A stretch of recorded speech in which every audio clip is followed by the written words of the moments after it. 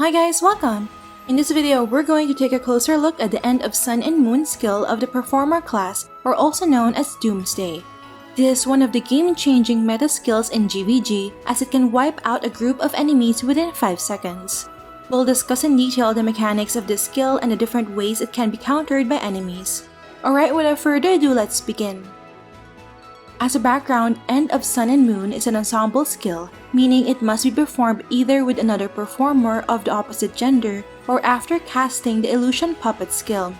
During the performance, all enemy players within its circular AoE will grant 1 stack of the Doomsday debuff per second. And once Doomsday reaches 5 stacks, the enemies will die immediately. This means that even tanks and supports with huge HP and damage reduction stats can be insta-killed by Doomsday as long as they're unable to go out of the circle.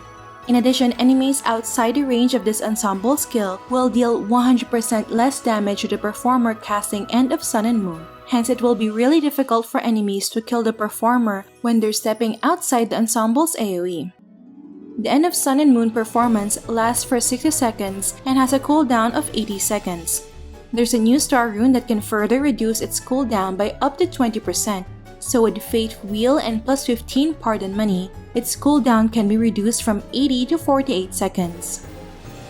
Now that we understand how the End of Sun and Moon skill and Doomsday debuff work, let's take a look at the different ways of countering it. First thing to note is that an ensemble skill is not considered as ground AoE skill nor a field skill, and thus ground clearing skills will not be able to remove the ensemble's AoE. Examples of these skills which are not effective against ensembles are Earth Field,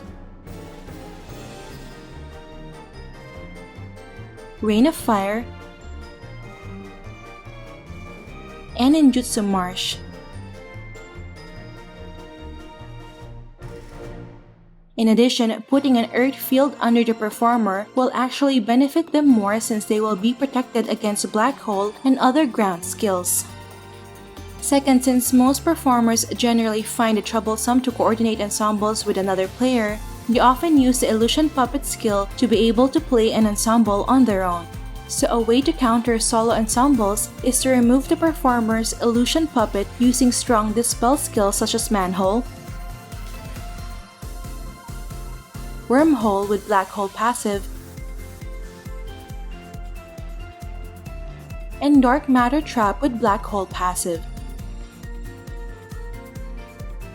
Normal Dispel skills cannot remove the Illusion Puppet, but again take note that this strategy will not be effective if the ensemble is performed by a duo. Third, one of the requirements for the ensemble to continue playing is for the performer to stay inside the circular area of the ensemble within its duration. Thus, skills that can displace the performer and remove him or her from the circle will be able to cancel the End of Sun and Moon. This can be done by the use of Phantom Dancer's Intimidate, which teleports a target to a random location. You may also utilize the knockback effect of Storm Gust, but it only works if the caster is inside the circle.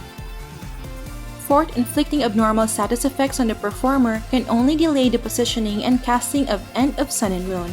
However, once the performer has already started playing an ensemble, it cannot be cancelled by Stun, Freeze, Silence, and Petrify.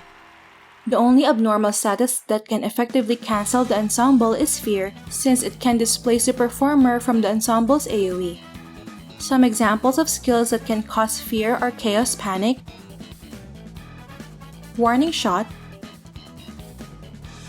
and attacking with Mandragora Seed card in weapon or a Gira Star card in headwear.